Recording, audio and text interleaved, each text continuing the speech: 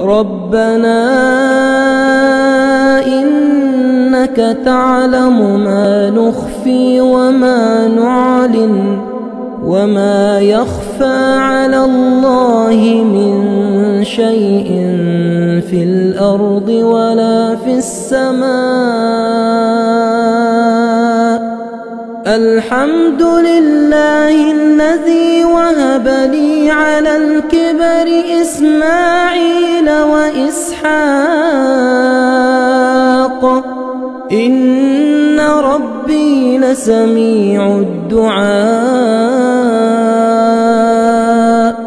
رب اجعلني مقيم الصلاة ومن ذريتي ربنا وتقبل دعاء. ربنا اغفر لي ولوالدي وللمؤمنين. ربنا اغفر لي ولوالدي وللمؤمنين يوم يقوم الحساب.